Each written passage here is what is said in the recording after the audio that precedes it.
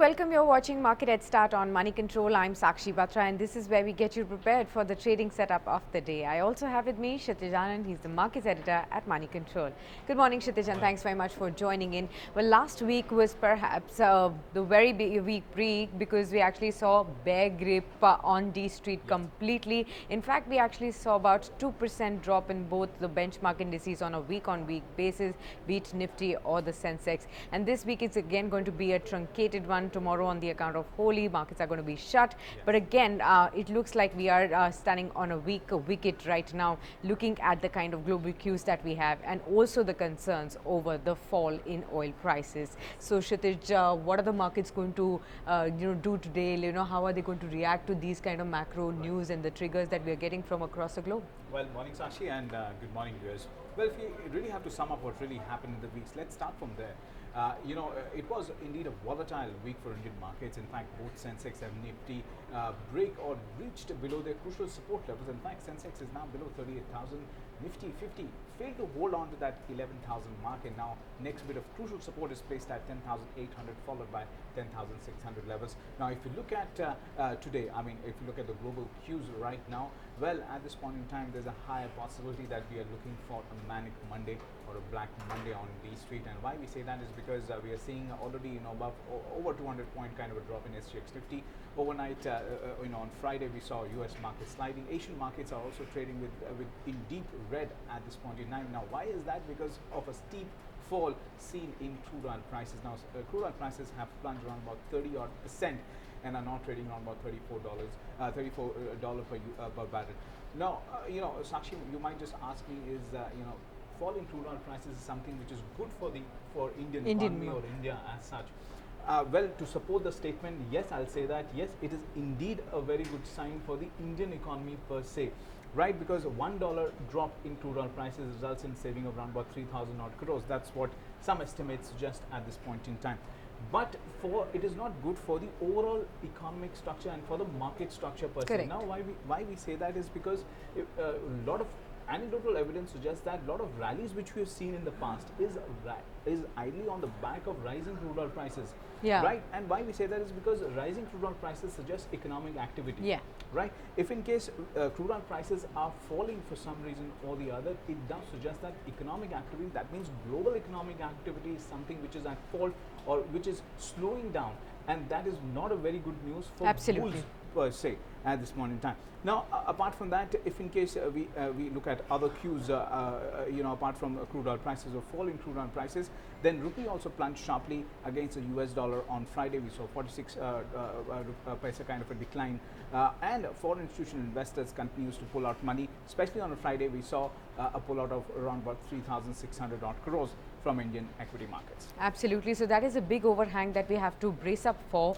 on this Monday, which could turn out to be a manic Monday. However, fingers crossed on that front. But again, the big news or the big focus area will also be on how the foreign institutional investors are behaving. Right. Now, if you see the entire month of February, we actually saw FIIs to be net sellers. Then this month again, because of the rise in coronavirus cases, there has been a dampening sentiment across not just D Street, but also across global markets as well, which is actually leading to foreign equity investors actually selling their equity shares in the domestic markets. Let's just see how they have panned out so far and what is the outlook on that front as well. So, Kshitij, what is the data that you've culled out, and what does that suggest right now as far as FII's investment pattern is concerned? Right. So, Sakshi, if you look back, especially in the last 2 or 3 weeks of February, in fact January as well, we keep on saying that foreign institutional investors were net sellers in equity markets. Yeah. But there were still buyers in the debt segment. So overall, FIIs were net positive for the past 6 months. Now they've turned net sellers if you look at both equity and debt. So they were already selling equity markets, right from, if you look back throughout to January, February we saw massive selling of more than 30,000 crores. Yeah. Now in the month of March, so far, they've already taken out 13,000 crores. Now, if we equate both, that means equity and debt. Yeah. They are net sellers in that segment. So that is something which is a scary sign. That means FIs are really pulling out money. Otherwise, on net basis, they were still net buyers in Indian markets. Yes, coronavirus is something which is really weighing on investors' mind across the globe, and not just India. In fact, they are net sellers across the globe. In fact, they are pulling out money from emerging markets as well. In fact, if you look at the bond yields, they've actually fallen, and that is something which is not a good sign for the bulls and for the risk on sentiment, because sentiment across the globe has turned slightly towards risk off and not risk on. That's why we see sharp rally in gold prices.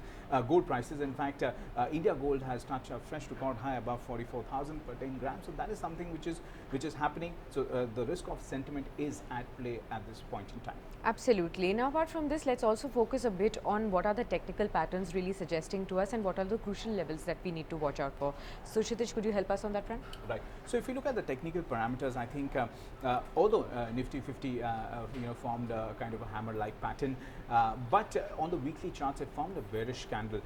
Now for the rally to continue, if in case we give a bullish closing, that means we form a bullish candle on the daily charts in today's trading session, then the implication of the hammer kind of a pattern or the bullish hammer kind of a pattern might get negated.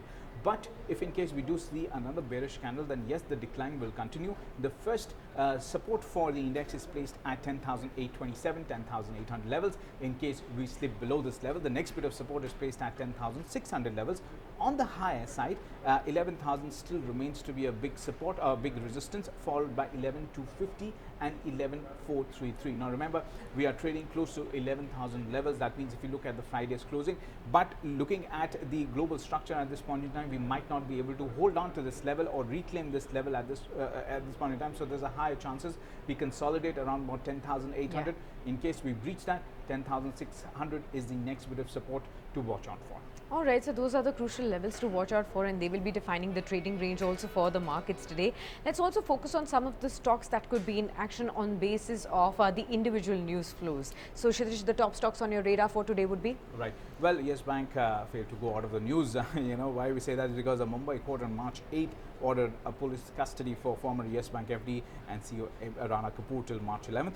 The government on March 7th has invited bids for the sale of its entire 52.98% stake in Bharat Petroleum, that is PPCL. Tata Steel and JSW Steel have raised the prices of steel between 500 and 800 a ton in the wake of higher input cost and shortage in the international markets as coronavirus have hit China steel production. And a recent report of Ambit suggests that these two stocks, that is Tata Steel and JSW Steel, could actually outperform, and they have a target price which is in the range of around about 40% upside from current levels. All right, so those are the stocks that you could keep an eye out on, and apart from this, we also have some technical recommendations for you. So, Kshitij, who have you spoken to and what do we have for the day? Right. Well, to make your day more profitable, we spoke to Narnolia Financial Advisors. The first stock that they have on the list is JSW Steel, which is a buy for a target of 275 and a stop loss of 190. Mahanagar Gas, that's another buy for a target of 1,120 and a stop loss of 900. Coal India, that's another buy for a target of 188 and a stop loss of 154. Now remember, the return potential is close to 11 to 20% on all the three stocks. These are not intraday trading ideas, but more of positional play. So in case you initiate any positions based on these recommendations, well, do consult your financial advisor. Right. Thanks a lot then, Kshitij, for sharing all these important ideas that you're sharing with all the viewers. And with that, it's a wrap here on this edition of Market Headstart. You stay logged on to moneycontrol.com for more news and updates. Thanks for watching. Thank you.